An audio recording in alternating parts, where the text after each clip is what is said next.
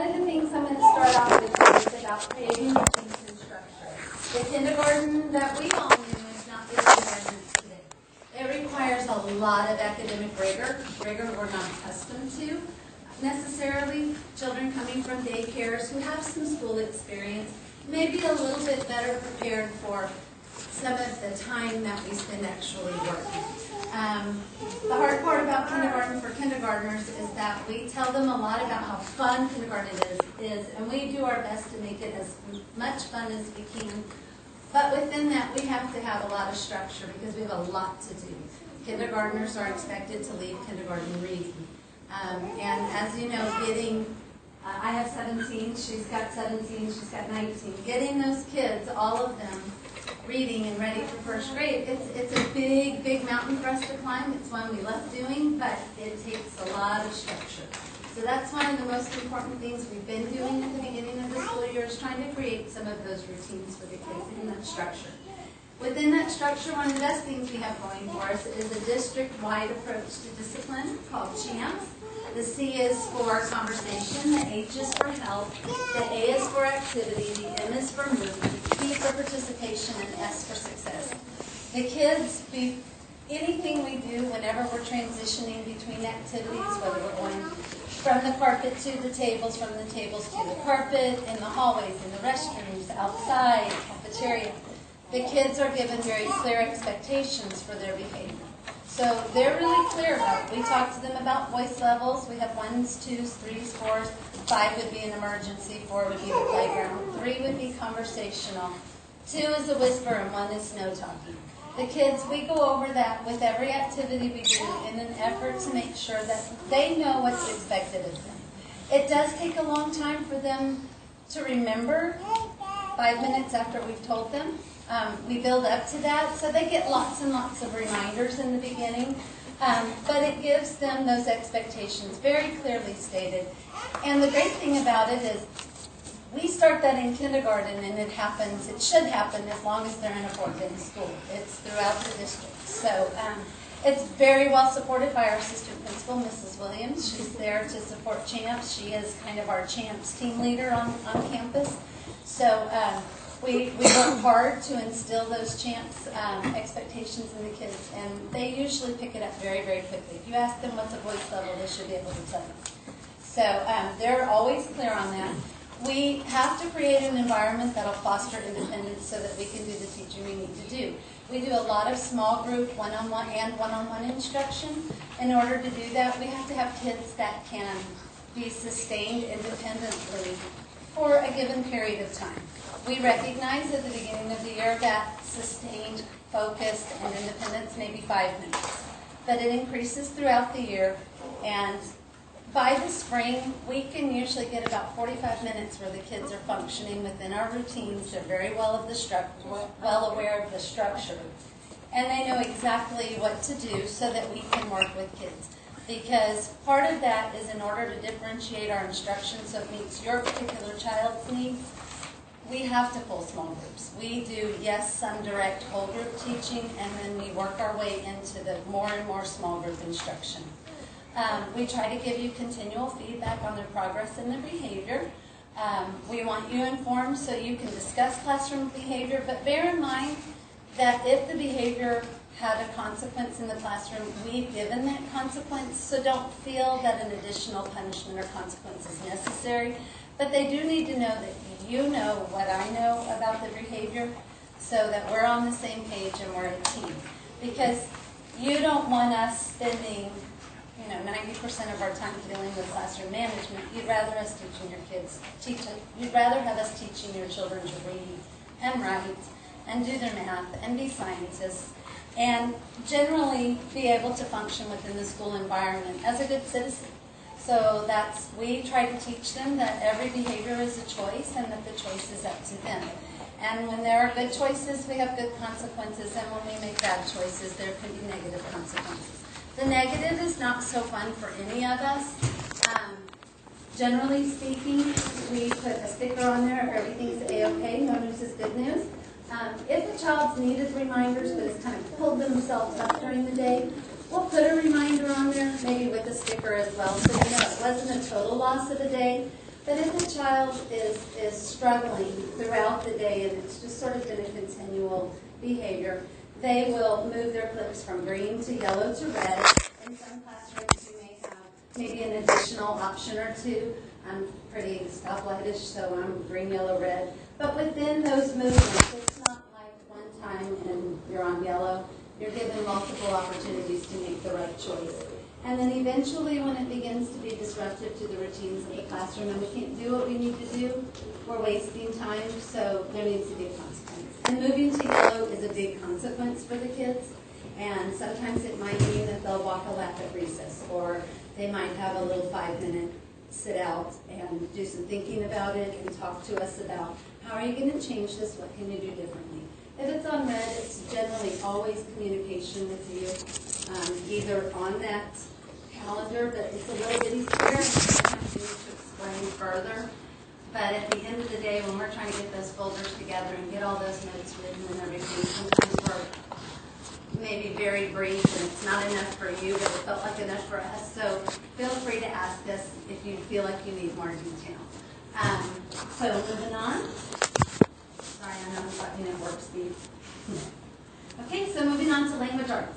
All right, so ELA is a big thing of what we do in kindergarten. As Ms. Reading said, we want your kids reading by the time they leave kindergarten. So we put a lot of focus on it. And reading and writing, those two subjects are integrated throughout the curriculum. So a book we're reading in class, we'll probably do a writing assignment with it.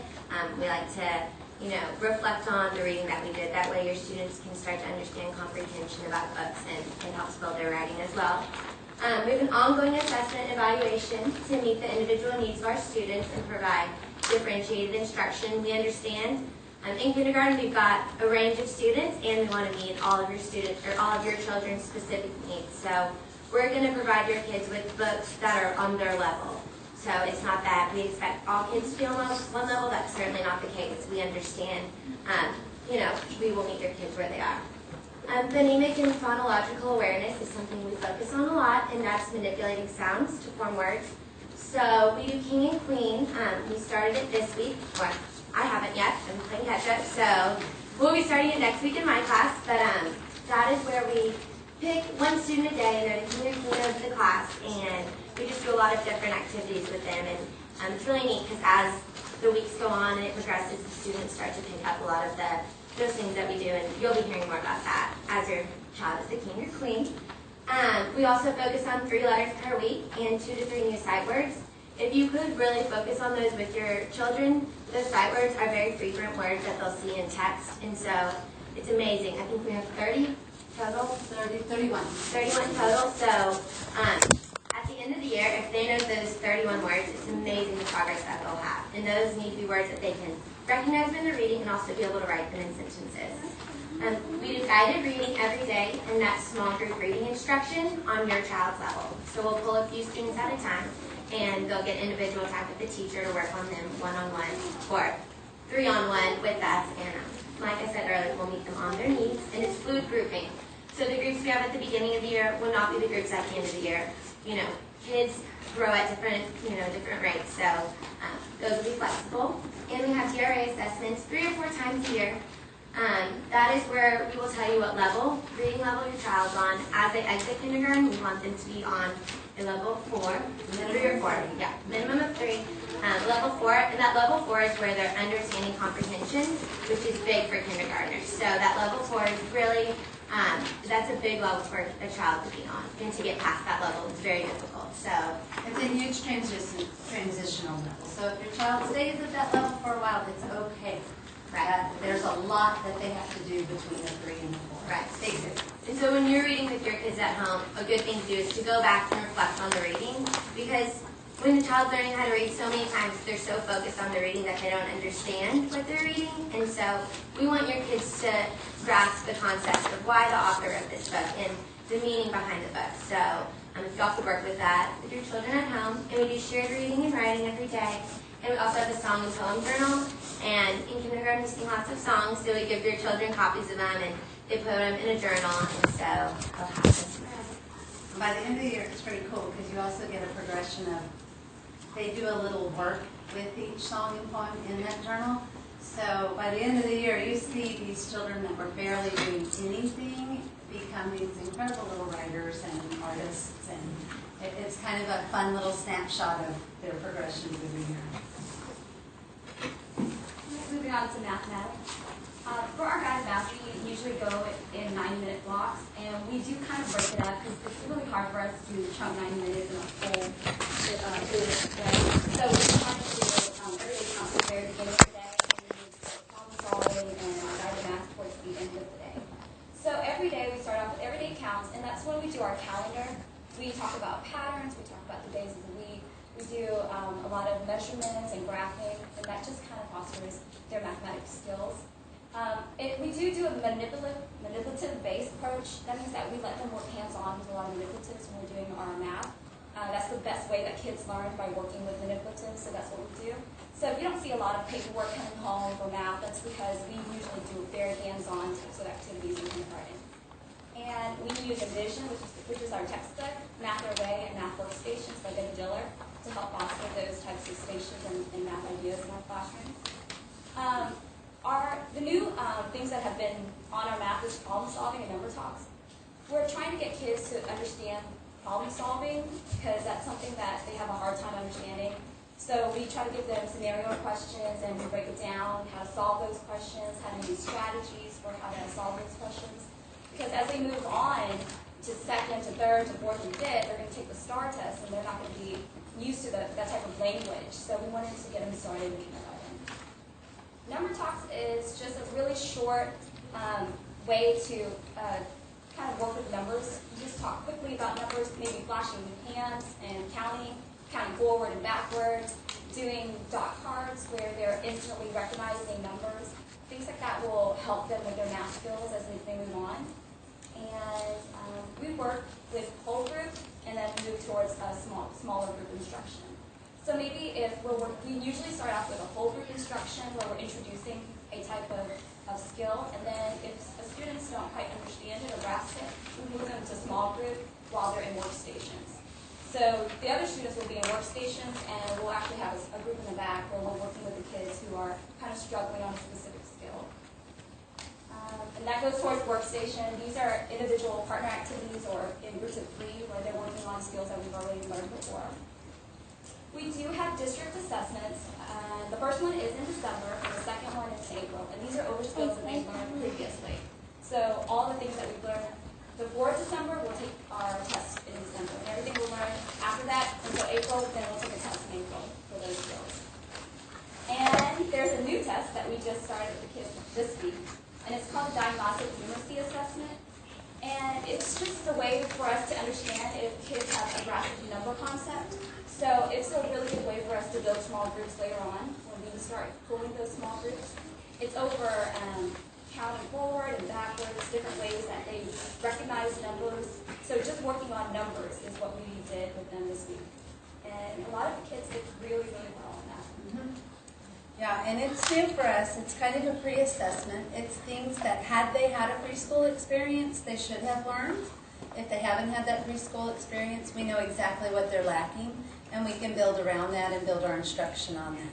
So a lot of the assessment we do, the whole reason behind it is to drive our instruction. So we try to collect data before we teach something, and then we collect data afterward, so that we know where we are with our instruction. Are we meeting the kids' needs?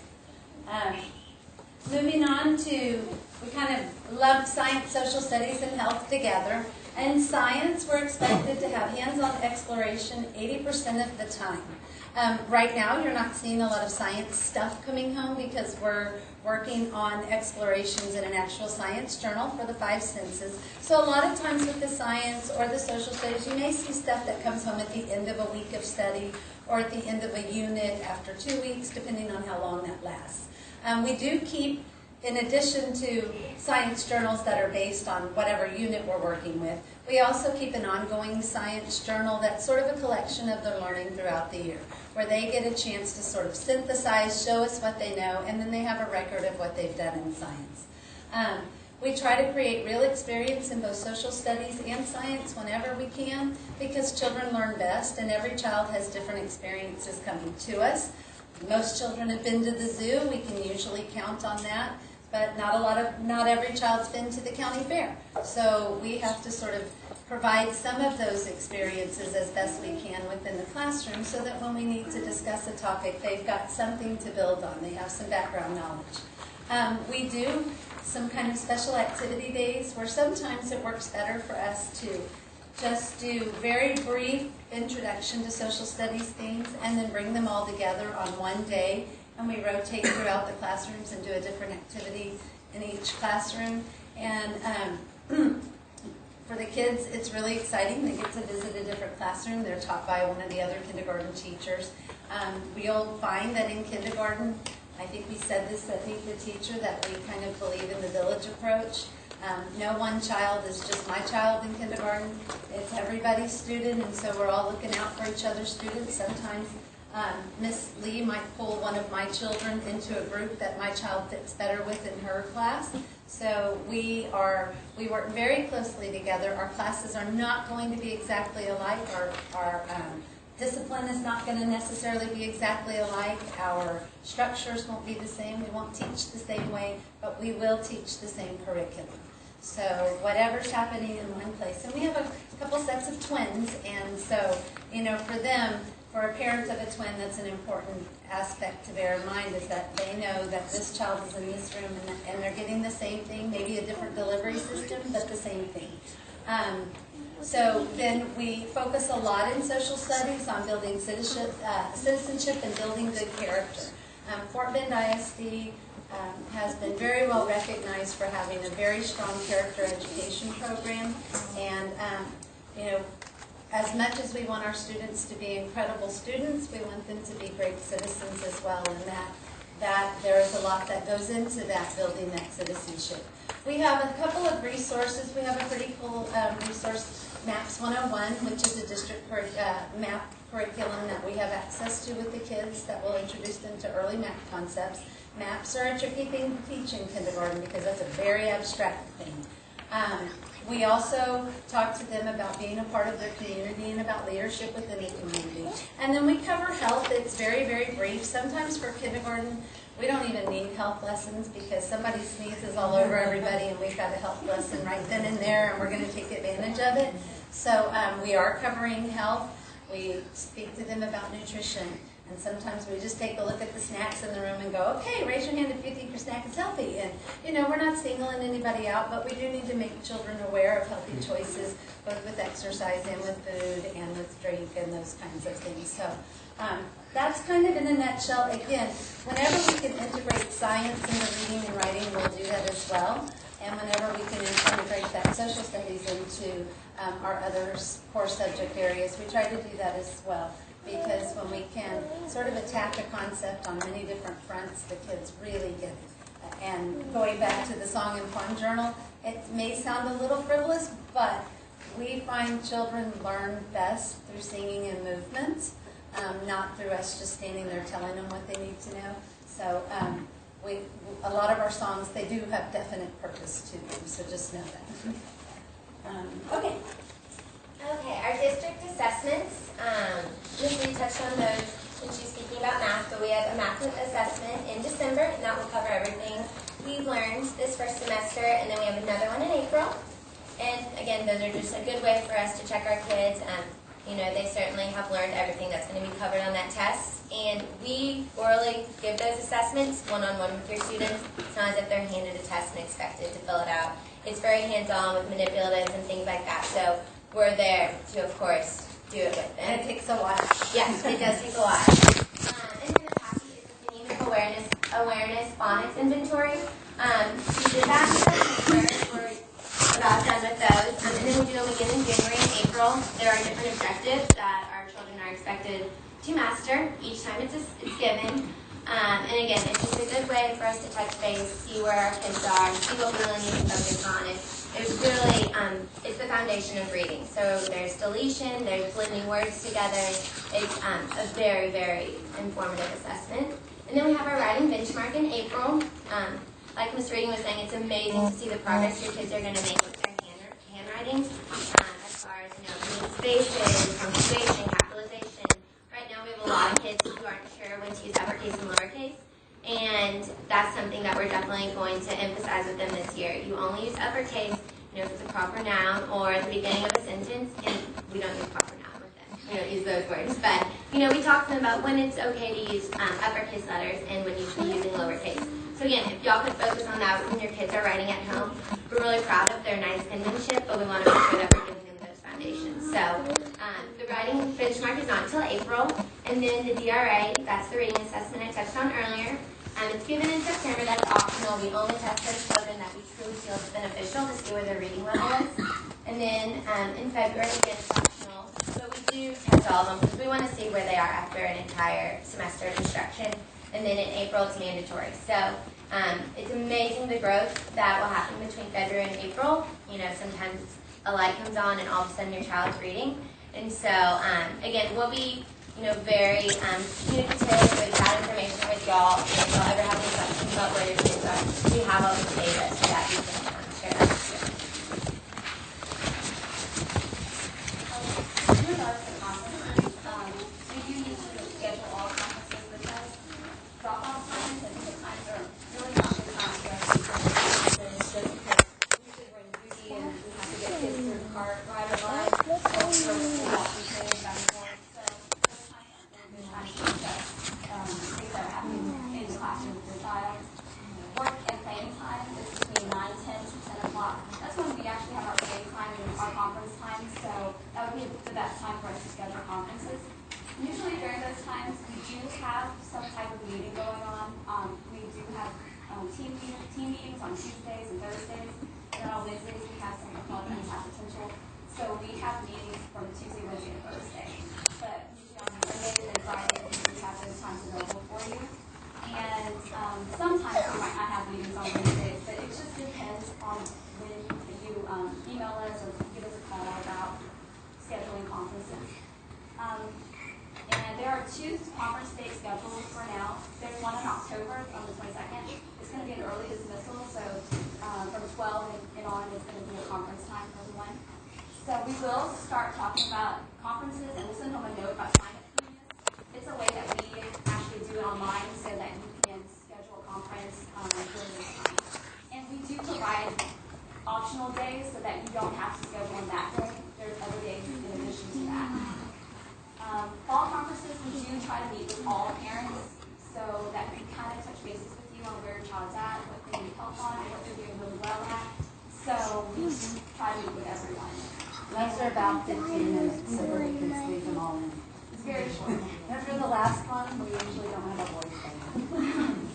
Spring conferences will be scheduled for special circumstances. So if there's something that we're really concerned about, then we would meet with you in the springtime. And again, Sign Up Genius is what we use to schedule our conference. Once the slide is booked, then it won't show up anymore, and you'll have to book a different time. So it kind of helps us without having paperwork throughout, sitting back and forth with you. And it just helps us quickly get conferences scheduled. Okay, and I get the fun topic of snacks. We encourage you to send a nutritional dry snack with your child each day. Chips, candy, and cookies aren't considered really all that helpful. However, if that's all you've got, we'd rather your child have something rather than nothing. But please don't send fruit cups or yogurt. The messes from those are just, we get ants really easily in the building, so we have to be really cognizant of any foodstuffs left behind in the classroom. So when we have yogurt still, if we don't know it's spilled, we're definitely going to have a room full of ants. Same with fruit cups. Please send a water bottle, and the sports tops are the best thing. We've already had so many spills in the hallway. We've had a teacher slip on water already. So sports tops are the best. We've had several kids who bring screw-off tops to lunch, and when they clean up at lunch, they don't yet realize you have to put that cap back on before you put it in your lunch box because it's going to spill. And so we have, a line of juice going down the hallway, and we're like, okay, whose lunchbox is leaking? So you've probably had a wet backpack at some point already. We've had a few that they have to remember to push that water bottle down too. So, and they can only have water in the classrooms. Again, it's the juice, the sugar, the ants kind of thing. So we have to be really careful about that. While we're on snacks, they asked us to please include in our discussion with you tonight the whole cupcake thing with birthdays. We have a lot of children who have special dietary needs or who have food allergies. So the thing with the cupcakes is, by law, they have to have a nutritional label. You can get them from a bakery like Maureen's or whatever, that's the only one I know around here by name. You can get them there, but they have to have a nutritional label on them. If you bring them without a nutritional label, we cannot serve them. Because our nurse, and they have to be here by 12 o'clock at the very latest, because our nurse, there's a form that has to be filled out and signed by you. Then that form with the nutritional labels goes to our nurse, who then has to check against every child in that class to see if there are any food allergies. Children who have food allergies, generally their parents like to have a little advance notice that we're going to have cupcakes so that they can send an alternative snack or have kind of an idea whether that snack would be appropriate for their child. And in kindergarten, it's a big, well, in any grade level, it's a big deal when kids can't participate in the snack. So if you'll help us out with that, but they must have that nutritional label, no home-baked goods. You can choose between cupcakes or cookies, but no nut cookies, no nut cupcakes. That's just to be safe, particularly peanuts. Some kids, it's all tree nuts and peanuts, but a lot of kids it is the peanuts. So we try to be as peanut-free as we can in those instances. Also, there's a big difference between a cupcake and then we have these little mini cupcakes. We prefer that you send the mini ones if you can find them. I got some today from Kroger from one of my students. I know they have them. I know that you have to maybe look in the refrigerator section or ask for minis. But those are better because those big giant ones, the kids end up with belly aches half the time. That frosting ends up everywhere. We do have some children who have red dye allergy this year, so bear in mind that if you send red cupcakes, there's going to be a child who can't have that cupcake, so maybe bear that in mind. Parents are really good about usually sending a combination of vanilla chocolate, and we do our best to make sure kids who prefer vanilla get vanilla and chocolate, but it doesn't always work out numbers-wise for us to do that. But just be really, really mindful. It's not us being sticklers, it's the state, it's law. So we have to adhere to it. Our school can lose funding if we don't follow those laws. So it's really important. We lost cupcakes for a while, so if you like that as a privilege, follow the rules so we don't lose that privilege. And that's kind of enough stuff about snacks. Okay, folders. We send daily communication folders home with your kids every single day, and there will be their work, their lovely artwork, and all of the things that we've done that day. And so just please make sure, all we really need to say is check those folders every day. One, see what your kids have done and go over it with them, and two, just check the behavior calendar and make sure your child got a sticker for the day, and if not, have a discussion with them about that. So, and please initial, just so that we know that you saw it. We so appreciate whenever we can tell that you've checked it. And then also Friday folders are sent home every Friday, and this just contains general school information and forms. So please return those empty folders on Monday. And also, this is more to the kids. We don't check backpacks for folders. They know to turn their folders into the baskets. They're usually really good about it. So. And if you send lunch money, it's best to put it in that folder because we don't go through their backpacks looking for lunch money, so just keep that in mind. And it's better if it's in some sort of envelope or Ziploc, not in your child's pocket, because generally what happens is around 1 o'clock they go, I have lunch money. Well, lunch was at 11:10, and we have to turn that money in by 8:30.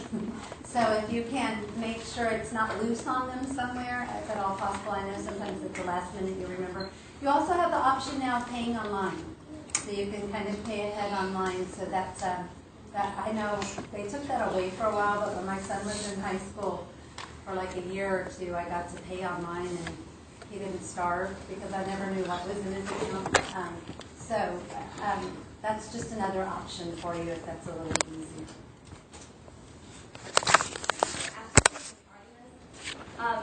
The state requires that you have a signed note whenever your child has sent. They say they extended it to 4 or 5 days, 4 days now. Usually it was only 2 days until you had to submit a note, but now you actually have about 4 to 5 days after a child's been absent to submit a note. And we usually send that note to Joseph E. Croft, who's our attendance clerk. And if you can't write a note, but you can email us, and if you email us, then we'll just forward that to her so that she has the documentation that she needs. Yeah, and it gets counted as an unexcused absence if you don't send a note. So if you have a reason for your child being out, let us know. So if there's an excessive absence, we'll usually send home a note. Josie will send home a note, and it'll tell you that there's a certain amount of absences, and after then you'll start. I think there's actually, you have to go to court, actually. Yeah, they can actually file truancy. So just make sure you know what excessive absences are. Most parents want their children in school every day, and so you know, it's not just a huge problem, but it is something you need to bear in mind. Like if your family travels overseas on holidays and you want to take your child out early and things like that, just bear that in mind that those absences will count against them. So make sure you're just familiar with the absence. The child is considered tardy if they enter the classroom after 8:10. We have a bell that tells us when that is. And if they do enter after 8:10, we do send them back to the front office to get a party slip.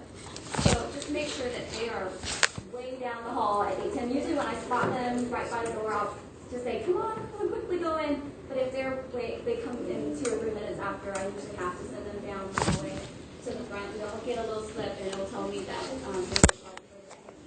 if a child has 5 or more tardies, that's going to we're going to put it into the system that they're going to have it in on their conduct. That's reported as one of our conduct grades now. So if they miss 5 or more tardies, or if they get pulled out of school early 5 or more times, then that will start counting towards an N on the conduct grade. And that's something that's new. It's new for us, so just bear that in mind that they add up quickly, those tardies. So 5 tardies and it's an N. And there are several different areas of conduct, and it's an N on one of those. And we don't have a choice in that matter. We don't get to negotiate it or anything. So just bear that in mind. Yes. Is there a way to indicate that that's where the name of the parties will come out? I don't think it is that. No, not until they kind of start adding up. And But you can go into Skyward Online, and you can check your child's attendance online as well. Sometimes what will happen is kids that eat breakfast will sort of dilly-dally in there. They generally don't give a tardy slip for that, or if their bus was late or their daycare bus was late or something, they give them a little extra time to eat breakfast if they eat breakfast here at school. So, I mean, we're not horrible about it. It's just, you know, when a child is constantly coming in 10, 15, 20 minutes late, we hit the ground running, so they've already missed 10, 15 minutes of instruction. So, and it just keeps their day off a little out of whack. So just keep that in mind. And then talking about report cards and progress reports, there are 4 report card terms, 8 to 10 weeks each. They call them 9 weeks, but they're technically not 9 weeks. It just doesn't balance out that way. We also have progress or deficiency reports that will be sent home at the midpoint of the term, but only for students with areas that need improvement. Students will receive an S on their report card if they're meeting state and district standards for what we've taught. They'll receive an N if there's a need for improvement. We generally have always, unless there's been a big snafu, we've communicated with you prior to them receiving an N on that report card, either through the progress report or direct contact with you through email or letter or note or something like that. They reflect the major objectives that are taught with the standards increasing in difficulty. So kind of one of the difficult things with that is a lot of times kindergartners come in and they get all those S's because coming in, they were good. But as the objective got more difficult, it is conceivable that you could have an S one term and the next an N if your mastery of those is not keeping up with the increasing difficulty. You'll receive what's called a parent roadmap outlining the skills taught in the report card each 9 weeks. So it'll kind of give you a little bit more explanation for how, if you have a reading grade, there are a lot of components that go into that reading grade. The kindergarten report card is kind of a work of art because we do things differently. We don't give grades. We don't. We check for mastery, non-mastery, as opposed to, you know, 80s, 90s, 100, whatever. So it's kind of a work of art as far as trying to, because we have probably more skills we check every 9 weeks than any other grade level. So a lot goes into composing one little grade. Does that make sense? So, and also if you need specifics about the curriculum, you can go to the Fort Bend ISD website and there's an online curriculum that you can do there. Okay, just some general information about the school. There's the school's phone number and address. Arrival in the morning. Your children cannot be dropped off any earlier than 7:30. From 7:30 to 8, they will be in the hall reading quietly. So they can either bring a book or we have books provided. And at this point, kindergartners, they should be walking themselves down the hall by themselves. We understand every once in a while, maybe we're having an off morning and there's, you have a sad child and there's something you need to share with us about how their day got started, but for the most part, they say goodbyes at the door. Okay, and lunch and out class, I know that some of parents have to come and eat lunch with their kids. So the times for lunch is 11:05 to 11:35. And we do recess right after from 11:35 to 12:05. The cost of the lunch is about $2.25 and breakfast is $1.25. If they just want to buy a milk or juice, it's just going to be 40 cents. So if you put money in their account and you just want to go through a line to get milk, then it'll just cost them 40 cents for that. And if you want to deposit money, we usually send home, either you can go to the cafeteria where the manager is, or you can get a yellow envelope and put money in there, and we'll just send that to the front for the cafeteria for you to deposit money into your account. And we also do out class, and that's PE, art, music, library. That's about 50 minutes, and the kids are actively engaged in that time with another teacher, our out class teacher. And the PE and library on a rotating schedule, and then on the first 9 weeks, it's whatever your Monday class was, is going to repeat on Friday. So for me, I have PE on Monday, so I would have PE again on Friday for the kids. And coming to PE, you have to wear appropriate footwear, so no flip-flops. I wouldn't wear any kind of shoes that were going to come undone. No boots. Yes, boots. They have to have tennis shoes for the gym because it ruins the gym floor. So they can't participate if they don't have their tennis shoes on. And it's just they fall and they get hurt, so they have to, if they wear flip-flops or inappropriate shoes, she's going to make the kids sit out because she's scared it's going to be dangerous for them to slide or not. Okay, so, and joining the team, we love our gifts, and if you want to help out in any way, please make sure you go to the online criminal history check form on the Fort Bend ISD website. Don't wait too long. If you plan to attend our field trip, tentatively we're looking at an early December date. We find it's a lot cooler for our field trips then, so that's tentatively what we're looking at. So if you plan to attend that, you do have to have a background check to go with us. So don't take too long. And there we included in here a quick slide about how to do it. Yeah, these are just the steps. I know you all have a copy of the PowerPoint, so if you ever need or having trouble accessing that background check, just reference this. And it's got step-by-step of how to go through with that. And we wanted to include the dress and grooming, this policy that we have for Fort Bend ISD. So I'm not going to read this verbatim, so just kind of, if you would like to read that on your own at this time, we just wanted to make sure that Yeah, and it goes in a lot more detail in the handbook that it would have taken us about 5 slides to put all of it in there. So if you'll go, there's also a link on that. The handbook is online from the home page. You just select the Parents tab. And the link is on the left side from the bottom.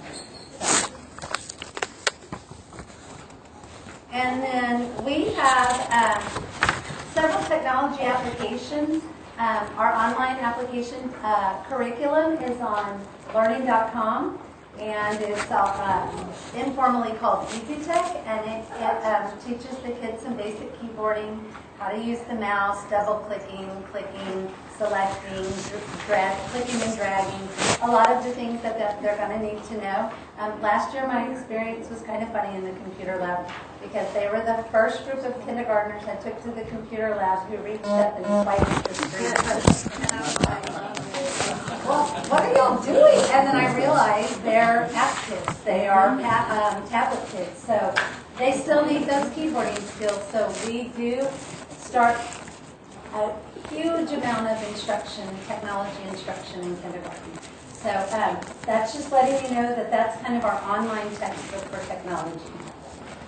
And then along with technology, We understand technology is huge and we definitely incorporate that into our classroom, but we want to make sure our kids are being smart and that they're being safe. So every 9 weeks we do an internet safety.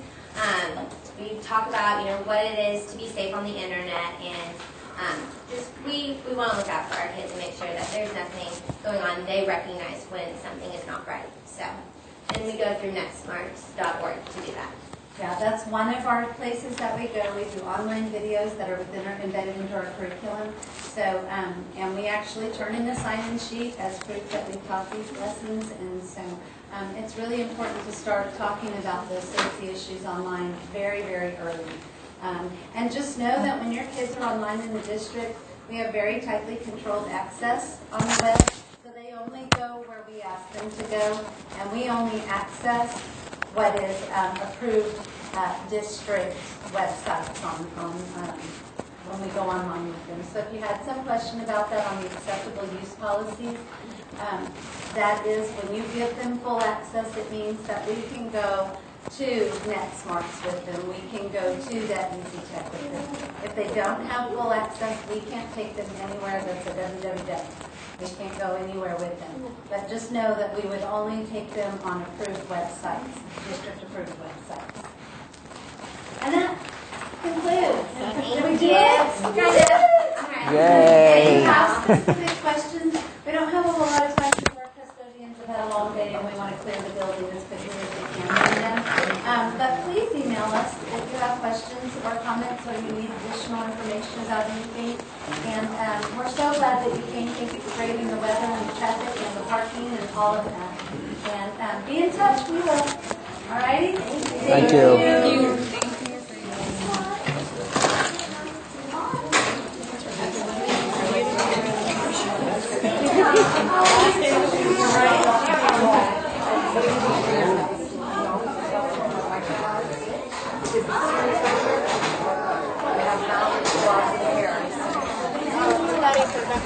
you.